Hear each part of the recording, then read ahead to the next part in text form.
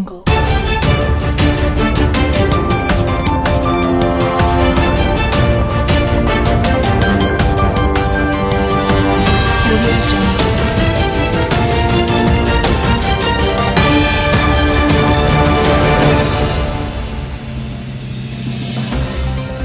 Magandang gabi, Pilipinas! Ngayong gabi, kami ay maghahatid sa inyo ng mga bagong balita. Isang babaeng piloto patay matapos bumagsak ang pinapalipot nitong helicopter. Babae nakipag-hitap sa kanyang kachat online, natagpo ang patay. Utang ng Pilipinas pumapalo na sa mahigit 17.35 trillion pesos. Isang babaeng piloto patay matapos bumagsak ang pinapalipot nitong helicopter. Patay ang isang babaeng piloto matapos bumagsak ang pinapalipad nitong helicopter sa barangay San Miguel, Guimba, Nueva Ecija. Ito nakaraang Sabado, Pebrero 1, alas 1 ng hapon. Kinilala ang biktima na si Julia Florimon Sopo na mag-isa nang mangyari ang nasabing aksidente. Lumipad ito pabalik ng Maynila matapos ihatid si Senator Bato de la Rosa sa Baguio City. Bago lumipad mula Binolonan, Pangasinan, nagkaproblema na ang makina ng nasabing helicopter at makalipas lamang ang kalahating oras ay tuluyan na nga itong bumagsak sa isang latian. Ayon sa initial assessment, engine failure ang posibleng dahilan ng aksidente. Patuloy pa rin ang pag-iimbestiga ng mga otoridad magpatungkol dito.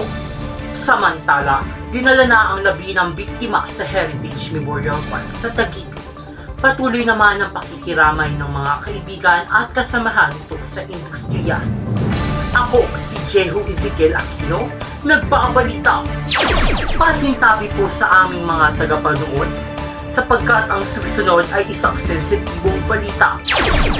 Babae nakipag-meet-up sa kanyang kachat online, natagpo ang patay.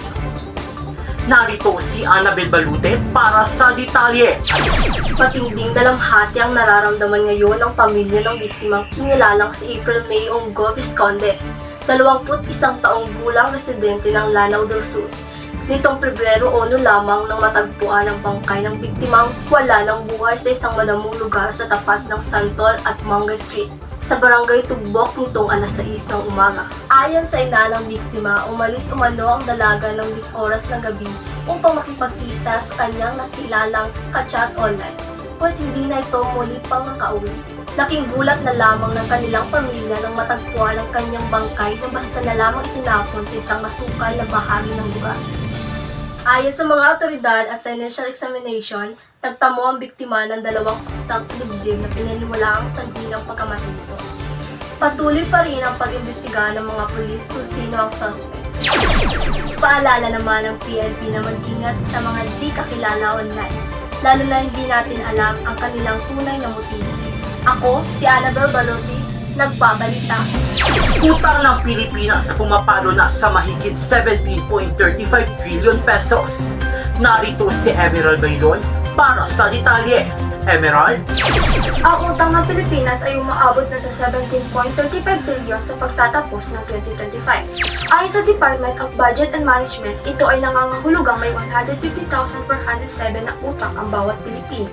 Mas mataas kumpara sa 129,607 noong taong 2023.